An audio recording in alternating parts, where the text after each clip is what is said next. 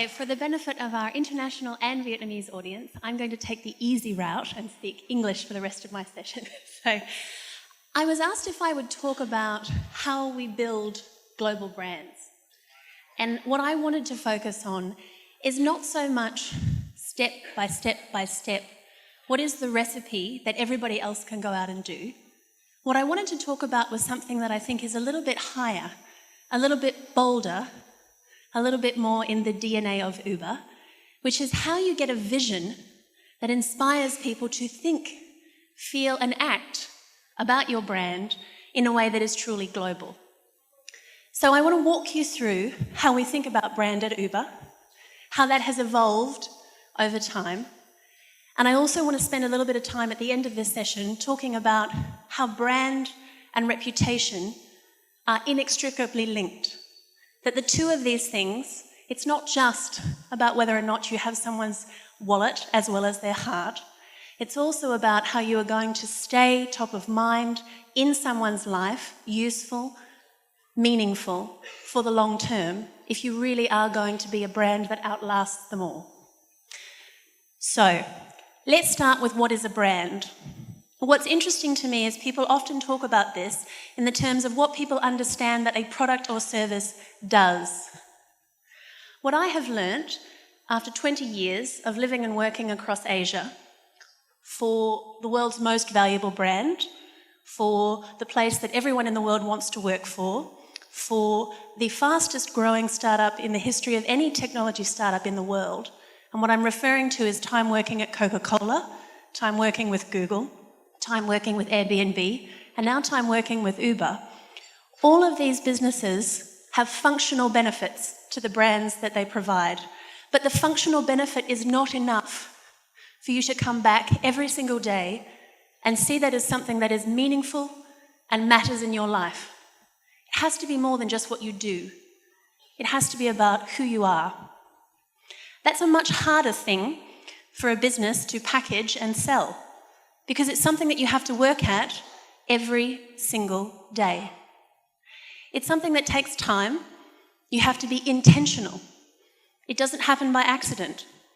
And very, very quickly, something that is beautiful when it comes to your brand can get destroyed and you have to rebuild it again. So, how do we think about that at Uber and how has that evolved? I hear a lot of people when we talk about brand assuming that it's what we tell you as brand owners. What I have learnt about brands, particularly in Asia, and particularly as we are more connected than ever before, is that we as brand owners are not in control. What you think about a brand, how you feel, how you act, what you choose to buy, what you tell other people about, you as the consumer, you determine the story. Now, good brands become part of that conversation. Great brands start new conversations. But we are not the only people who are talking. And if you are thinking about how you truly build a global brand in a digital age, a starting point is getting comfortable with the fact that you are not in control of the whole conversation. That's scary. It's one of the things that we embrace as a startup, that we are moving into a new territory. We're doing things that haven't been done before. And so that means that we are going to have to change the way people think, encourage them to act differently, invite them into new conversations. But that's part of the fun. So how do we think about this? One of the things I would say I have definitely experienced in my time working with Uber is that there's a recognition we do things differently. As a business, as a brand, even when it comes to our technology. We're a business that, I don't know, I can tell you a little bit about the history of this company. We are 8 years young. We currently operate in 600 cities and 80 countries. And that's just our transportation business. The Uber Eats business, which some of you may have tried in other countries, is about 18 months old and is currently in 115 cities in more than 30 countries around the world. We currently are the world's most valuable startup. We are also the fastest growing startup as a technology company in the history of any startup so far. That's tremendously exciting. it also places some pretty heavy pressure on us to live up to those names. So when we think about what we do differently, what we have to think about is, what is it about those points of differentiation that matter to us, that we want to protect, that we want to promote, and that we want to take forward? So I think about things like being a fast-growing company and connecting. Uber is the first global organisation that I have ever worked for that focuses on cities. When you listen to other brands talk about their presence around the world, most places will talk about countries or geographies. Why do you think we talk about cities? Because we believe that the product, the technology that we provide, is all about being locally relevant and moving at the level of the street, which means if we are not thinking about cities, if we are not investing in cities, if the people who drive our business forward are not focused on how to make cities better, then we're losing our greatest competitive advantage. We also think about the fact that our business is unique in that it serves everyone. There is no discrimination when it comes to this technology. If you have a phone and you can connect to the internet, you can push a button and get a ride. In some countries, even without the internet, you have the ability to call an Uber. You have the convenience, the affordability, the reliability, the safety that 8 years ago had never even been heard of before. That's a pretty amazing thing. The other thing we think about when it comes to our product is that our product is evolving. When we started, as I said, 8 years ago, this was all about moving people. And then we started thinking about the fact that we were evolving our technology and we were getting good at understanding how cities operated, at understanding what it took to move things. And we went from moving people to looking at food, to looking at logistics. Today we're looking at very exciting advanced versions of that technology. We're thinking about things like flying cars. We're thinking about autonomous or self-driving cars. We're thinking about products that the future tense of how that changes the way that we live, how our cities move, have huge implications, not just for somewhere like the States, but for somewhere like Vietnam. That's incredibly exciting, but when you think about what does that mean in everyday life, I love the fact that movement, transportation, and food, two of our largest businesses today, are something that all of us do every single day, multiple times a day. We have the ability to be inherently relevant in people's lives because we all eat, and most of us move. And so that gives our technology a way to be part, intuitively,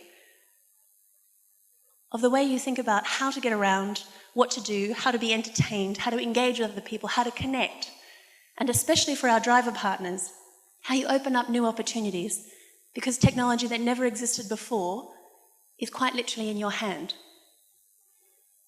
That's the power of what a global brand thinking big, thinking outside of what didn't exist before, has the potential to give to you.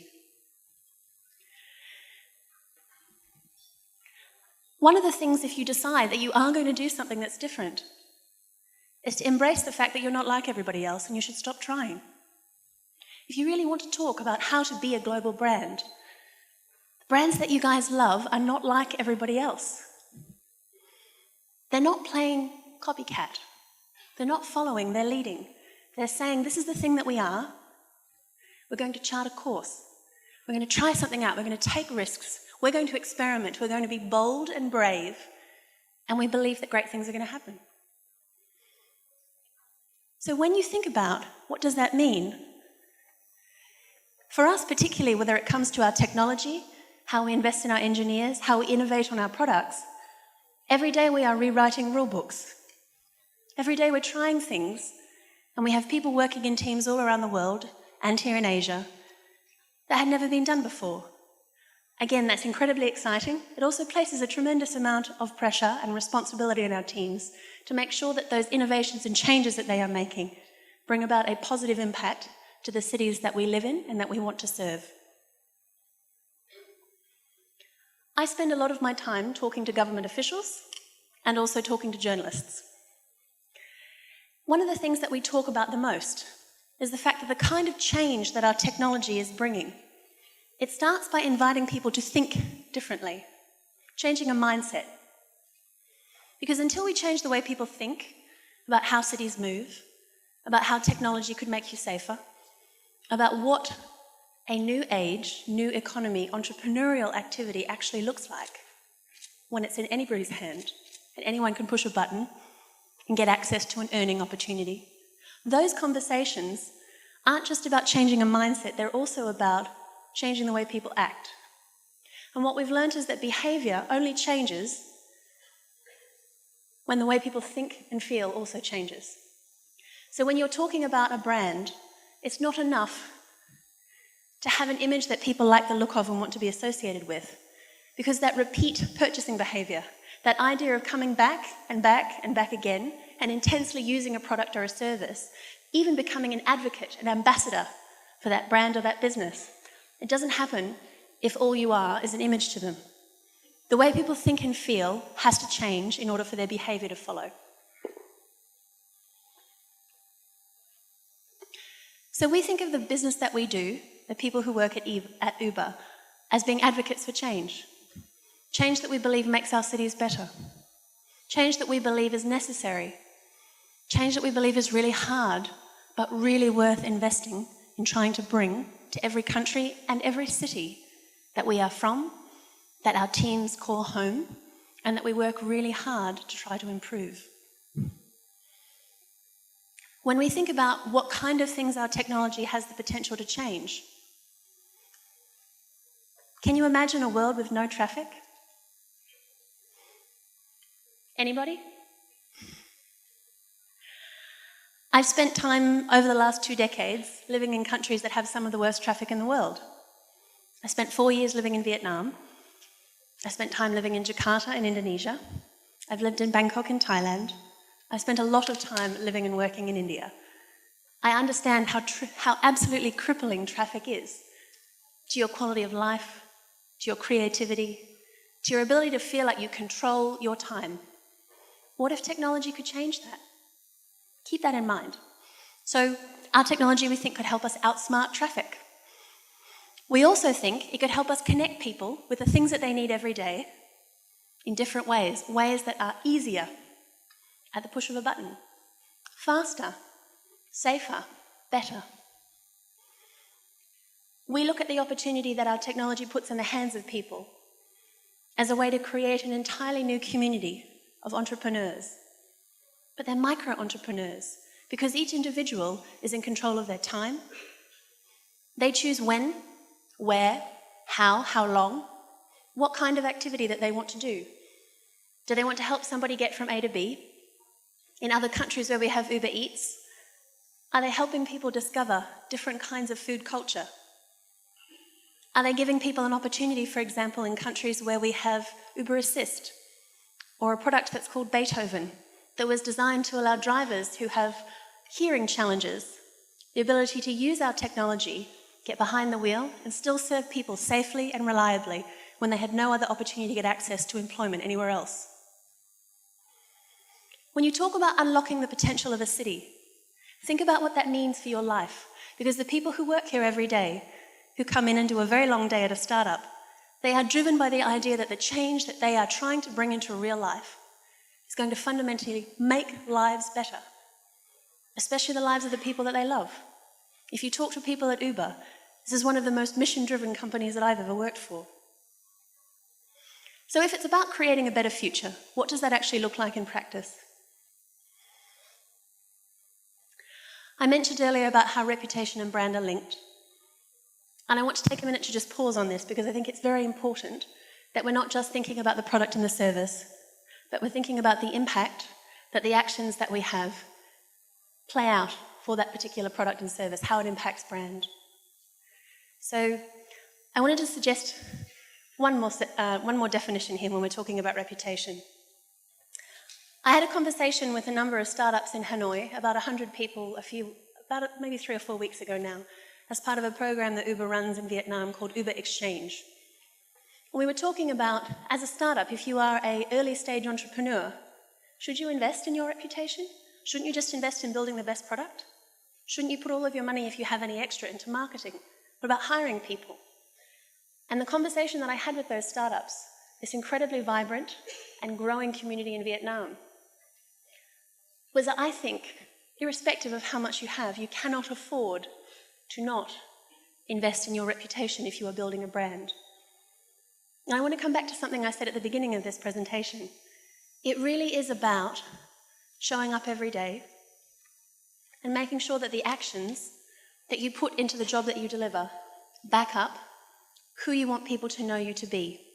That idea that it's not just what you do, but it's who you are. I spend a lot of time talking to people not just about what Uber's products and services are, how they have evolved, how they have been designed, how the technology works, but also who we are as a company, what we believe in, what kind of change we believe the city of Ho Chi Minh City, the country of Vietnam, the region of Asia, the rest of the world should have access to if we are going to improve the way that our lives move at the street level. I like this quote because it is this great juxtaposition between somewhat intangible for the company and for the individual. But I think it's an important thing to think about because it is about the role that you play as well as the broader picture of the organisation. A brand for a company is like a reputation for a person. And you earn your reputation by trying to do very, very hard things well. I think Uber is a company that saw very, very hard real-world problems and tried to apply a technological solution. We hired amazing engineers and we built products that, as somebody who does not code, who is not from a technology background, it's astounding to me that we're able to expand as quickly as we have and serve as many people as we do with something that looks so simple through the app that most of you, hopefully, have in your phone and have tried at least once. So when I think about this broader application of brand and how it is linked to reputation, I want to put an idea in front of you. So this statement, it comes from a research group that is part of the OECD, and they study international transportation. I first came across this statistic when I was with our former CEO at the World Economic Forum in China about a year ago. We were having a conversation with both government and journalists about what cities would look like, how they would move, what they would feel like for quality of life if there was not less, but no traffic. The good news is the technology that can drive that kind of change gives you back your streets, that cleans up your air, that gives you more choice and more freedom, already exists. The thing for me that's important about this slide is not the concept of self-driving cars. It's actually something much simpler, and it starts with something you already have available today in Vietnam. Self-driving technology only has the ability to fundamentally change and improve our cities if it is used as shared technology. When you think about all the cars on the streets today, universally, the majority of the problem is that in each car is one person behind the wheel and nobody in the passenger seat. And as long as we are not using the cars on the road in a way that actually moves more people in fewer cars, we are all contributing to this problem of traffic. So if we want to get to the really exciting technology, to this idea that you could push a button, not only would the car show up, the car would continue on this perpetual drive. You would never have to worry about parking again, something that I love. If you never had to worry about parking again, how would that change the way you move? How would it change the way that you plan your lives? Can you imagine no longer having a 1-hour commute? Or if you were in Manila, a 4-hour commute? The potential of this technology is enormous, and we have literally just started scratching the surface of it. So my final slide. Thinking about cities moving differently. It's not just about the most advanced version of the technology, it's also about decisions that we make today, every single day. So when I come back to this concept about building a truly global brand, I do think it's about being bold. It's about having a vision, even if other people cannot see it today, because that picture that you have of tomorrow, of cities that are greener, Cities with a whole lot less cars on the road. Cities that are smarter, that utilize technology in ways we couldn't have imagined, in everybody's hand, irrespective of how old you are, how much money you make, whether or not you have an international education or not, what religion you believe in, what language you speak. All of those things, technology has the ability to supersede, but only if we let it. And so for me, when I'm thinking about how do you build this, part of it is not just the actions that you take, it's also the invitation that you offer to everyone else. Something about the sharing economy, about these new models of businesses, is that the ability for them to really take off and to grow and to expand only comes about because of people like yourselves who say, yes, I want something different. I want something better. I want more choice. I want a different kind of freedom. And it's incredibly exciting and very humbling to be part of trying to bring that to as many places and as many people as possible. Thank you very much. Thanks, Amy. Yeah, I totally agree with you that these days parking a car in Ho Chi Minh City is too hard. Yeah, especially in District 1. Yeah. Yes, especially in District 1. Dạ vâng. Bây giờ thì nếu như quý vị có những câu hỏi nào thì có thể đặt trực tiếp dành cho Amy, đại diện của Uber, về câu chuyện ngày hôm nay, câu chuyện chúng ta thay đổi nhờ công nghệ nhìn vào tương lai. Any questions for us, Amy? Yeah. Xin được mời những cánh tay của tất cả quý vị. Hi, thank you for sharing all of this. So my question is that you were mentioning about branding and reputations. So what the difference between you and the guys next door, Grab, how you differentiate yourself for that? I get asked this question a lot. Actually, this morning when I sat down, the person I sat next to, the first question they asked me was, what's different between you and everybody else? I often, when I talk to my team about how we tell that story, irrespective of who the audience is, I invite people to do something that we call going back to first principles. So there's two questions that I would invite you to ask if you're thinking about this for your own business or brand. What is it that you do better than everybody else? Because you need to know what that is in order to be able to tell people about what makes you different. And the second thing that I would say, particularly if you are a smaller or a more emerging work in progress business and brand, if you don't know what it is that you do better today, what is it that you want to do better than everybody else? Because understanding what that aspiration is a very critical component to being able to build a narrative over time. So when I talk to people about what makes Uber different, I think that our technology, ultimately, is the reason why people choose this. I think that we have phenomenal engineers who work for our business, who are building cutting-edge technology that is changing the face of how cities move. Thanks, Amy. Yeah. Và bây giờ thì xin được mời bà Nguyễn Lan Anh, thư ký tòa soạn của Forbes Việt Nam, sẽ lên sân khấu để trao tặng bó hoa để cảm ơn việc chia sẻ của đại diện của Uber châu Á Thái Bình Dương, Amy Kurabania. Thưa quý vị, và chúng tôi xin phép sẽ dành nhiều thời gian hơn nữa dành cho phần chia sẻ về panel discussion với tất cả những vị khán giả sẽ cùng tham gia với chúng ta ngày hôm nay.